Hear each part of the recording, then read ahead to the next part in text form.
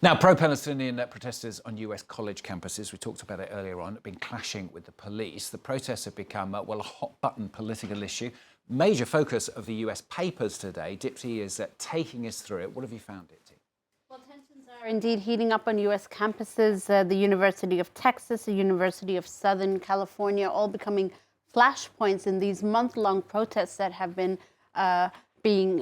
held on U.S. campuses since Israel's military operations in Gaza. Essentially, they're calling for an end to Israel's occupation of Palestinian territories, but also an end to the bloodshed in Gaza.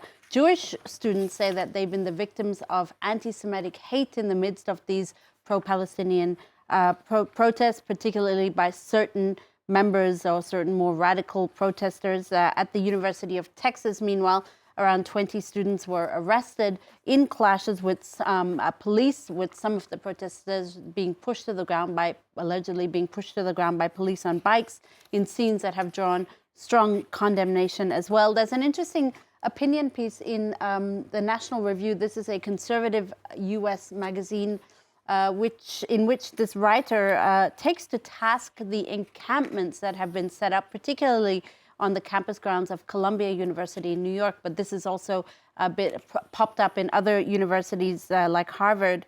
The writer says that the issue with these encampments is that they really should be taken down as soon as they first appear, because a functional university simply can't allow students to camp out on its grounds. It's also a big problem for Columbia University now, because the encampments are so big that clearing it out would require a significant show of force that inevitably risks turning violent and therefore changing the narrative as well of these protests. Dipti, you've also found some fierce opinion pieces. This is actually in college newspapers. Yeah, it's interesting. Actually, the New York Times has put this together. Student editorial boards rebuking college officials for protest decisions around the nation. The editorial boards of student papers have been defending pro-Palestinian protesters, but also defending the right to free speech. So if you can read this article, they kind of regroup all the different opinion pieces that have been published in student boards across the U.S. There's one in particular I want to show you. This is the one from Daily Trojan, which is the university paper of the University of Southern California. In one of their more recent opinion pieces, they sharply criticize the administration of their own university over a decision to revoke a speech by the valedictorian Asna Tabassum because of pro-Palestinian views that were published on social media. The paper is saying that the fact that the university would deny its highest performing student this time-honored tradition of delivering this speech in front of her peers because of her personal views really calls into question the integrity of their entire education.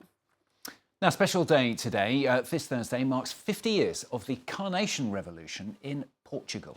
Yeah, on April 25th, 1974, the dictatorship of Salazar came to an end in one night.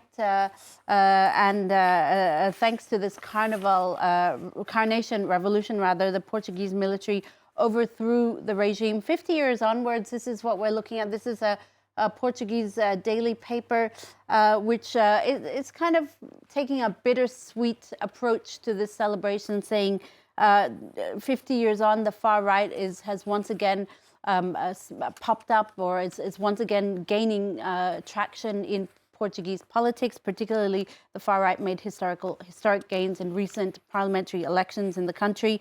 A majority of people who are polled say they're unhappy with the current governance, and they believe that current politicians don't care about their needs. Another Portuguese paper is taking a bit more of an optimistic approach, saying that in 5 decades, the country has changed, and has changed for the better. 1 year after the revolution, on April the 25th, 1975, Portugal held its first fair and free elections. So that is something that has continued since then. You also have this Portuguese paper, a lot of very visual front pages too, paying tribute to that road to freedom that began half a century ago. Yeah, a lot more than that in around 10 minutes. My perspective guest will be talking all about that, so stay with us for that. Now, finally from Dipty, Germany's President, Frank-Walter Steinmeier, found himself in a bit of controversy. This is after a recent visit to Turkey.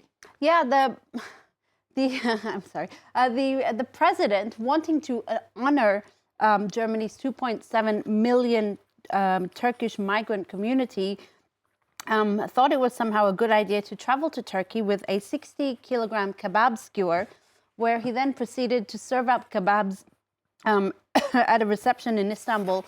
He himself called it donor diplomacy, Stuart.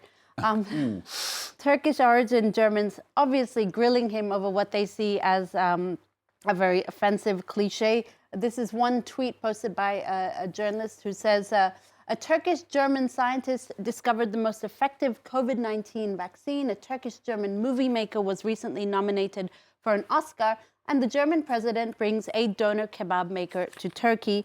So quite understandably, he's being grilled over his actions. Talk about skewering the message, Stuart. Yes, grilled is probably the word. Thanks a lot, Dipty. Thanks a lot, Dipty Gallerol, with the papers for us here on France 24.